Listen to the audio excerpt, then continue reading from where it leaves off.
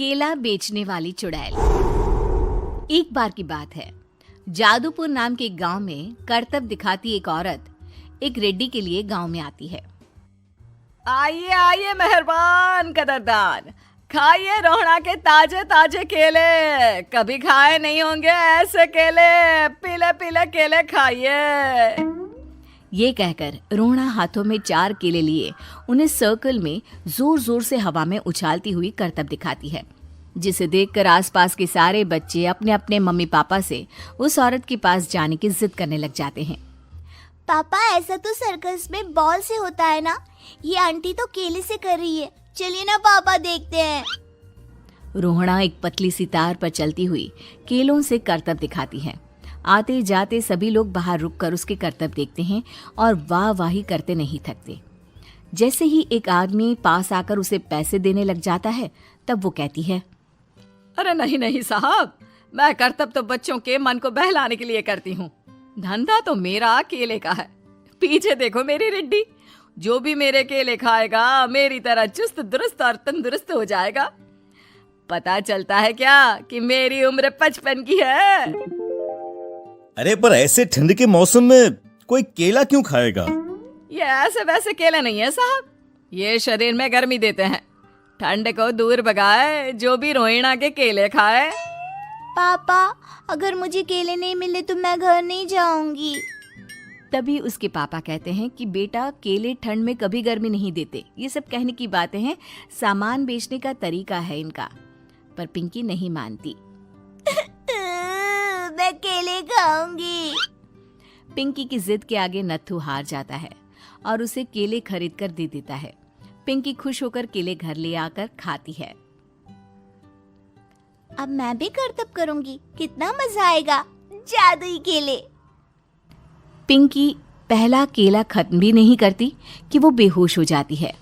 दूसरे केले से एक काला धुआं आता है और रोहड़ा चुड़ैल बनकर बाहर निकल आती है। मेरे भूतिया केले बच्चे न खाए, ऐसा हो ही नहीं सकता। जादूपुर वालों, कब तक बचोगे? आ गई हूं मैं रोहड़ा, जिसका कोई नहीं कर सकता सामना।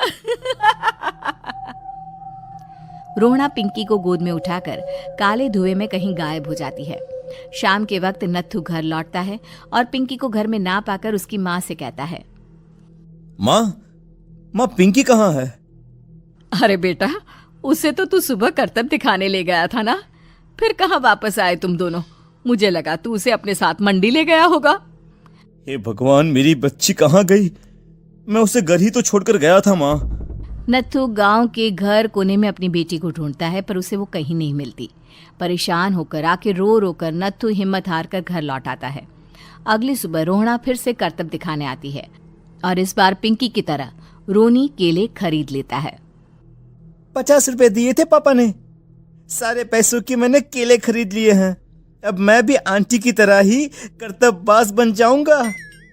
यही सोचते हुए रोनी केले खाता है और पहला अकेला केला आधा खत्म भी नहीं करता कि चुड़ैल उसके सामने आ जाती है।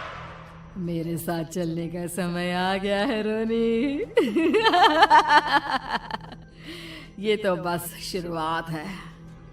अब इस गांव के सारे बच्चे धीरे धीरे मेरे कब्जे में होंगे, एक बच्चा भी नहीं बचेगा। ये कहकर रोना रोनी को गोद में लेकर काले धुएं में अदृश्य हो जाती है। इसके बाद हर रोज गांव में से कोई ना कोई बच्चा गायब होता, पर ऐसा क्यों हो रहा है किसी को भी समझ में नहीं आ पा रहा था। रोज की तरह अपनी बेटी पिंकी की तलाश में नत्थू गांव के एक तालाब के पास बैठा रो रहा था। कहाँ गई मेरी पिंकी?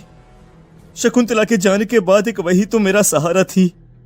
अरे उसकी आत्मा कोस रही होगी मुझे कि मैं अपनी बच्ची को संभाल भी नहीं पाया। नत्थू ये कहता हुआ रो ही रहा था कि तभी तालाब में से उसे शकुंतला की आवाज सुनाई देती है। कहाँ थी तुम शकुंतला? हमारी बच्ची और सारे गायब हुए बच्चे रोहड़ा के कब्जे में हैं। वो बच्चों को जो केले देती है उससे बच्चे बेहोश हो जाते हैं और उसके कब्जे में आ जाते हैं और वो उन्हें ले जाकर काली दुनिया में ले जाती है। पर वो ऐसा क्यों कर रही है? ये मैं नहीं जानती, पर उस दुनिया का रास्ता मैं आपको बता सकती हूँ। जहां ये नदी खत्म होती है वहां एक केले का पेड़ है, उसके नीचे एक दरवाजा है, वहीं से रास्ता जाता है उस दुनिया का। ये कहकर शकुंतला की आत्मा गायब हो जाती है। गांव के सभी लोग झुंड बनाकर उसी रास्ते से काली दुनिया में चले जाते हैं और वहां देखते हैं कि सारे बच्चे वहां काम कर रहे थे। पापा मुझे ले चलो यहाँ से। पापा पापा। सभी बच्चे अपने मम्मी पापा से लिपट जाते हैं। तो तुम लोग यहाँ तक आ गए? क्यों हमारे बच्चों को पकड़ लिया तूने? तुझे शिकार ही बनाना है तो ले, हम सब आ गए हैं, हमें खा ले।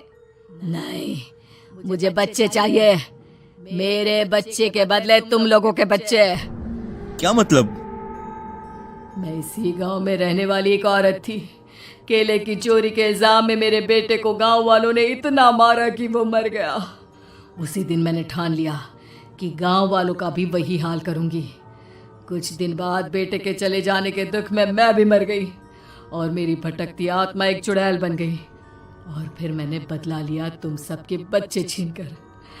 बर्दाश्त नहीं कर पाए ना, सोचो मुझ पर क्या बीती होगी। हमें माफ कर दो रोना, पता नहीं ये किसकी गलती थी पर हम सभी माफी मांगते हैं। हमारी खुशियां लौटा दो, तुम भी तो एक माँ हो।